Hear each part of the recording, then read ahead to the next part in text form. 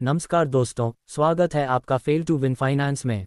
आज हम बात करेंगे भारत की जीडीपी ग्रोथ के बारे में और इसमें किसानों, व्यापारियों और आम जनता की क्या भूमिका है।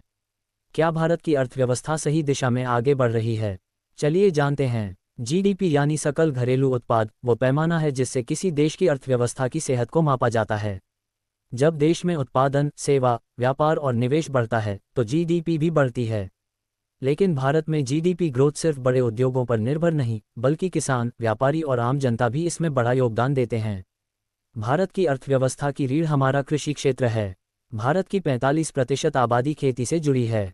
भारत खाद्यान्न उत्पादन में दुनिया में टॉप 3 देशों में शामिल है। कृषि निर्यात से भारत को हर साल $50 बिलियन से ज़्यादा की आय होती है। लेकिन समस्या यह है कि कम आय, महंगाई और जलवायु परिवर्तन किसानों के लिए चुनौतियां खड़ी कर रहे हैं। अगर सरकार नई तकनीकों, सिंचाई सुविधाओं और एमएसपी को बढ़ावा दे तो किसानों की आय भी बढ़ेगी और जीडीपी ग्रोथ में बड़ा योगदान मिलेगा। व्यापार और उद्योग भारत की जीडीपी ग्रोथ के इंजन हैं। भारत अब दुनिया की 5वीं सबसे बड़ी अर्थव्यवस्था बन चुका है। 2023-24 में भारत की जीडीपी ग्रोथ 7% से ज़्यादा रही। एमएसएमईएस, छोटे और मध्यम व्यापार 30% जीडीपी में योगदान देते हैं और करोड़ों नौकरियां देते हैं। लेकिन ब्याज दरें, टैक्स और ग्लोबल मंदी जैसी दिक्कतें व्यापारियों को परेशान करती हैं।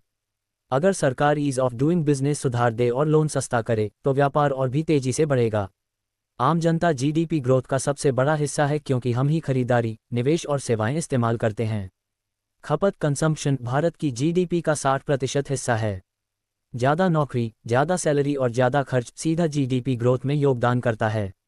अगर लोग शेयर मार्केट, स्टार्टअप और डिजिटल पेमेंट को अपनाएं तो अर्थव्यवस्था और मजबूत होगी।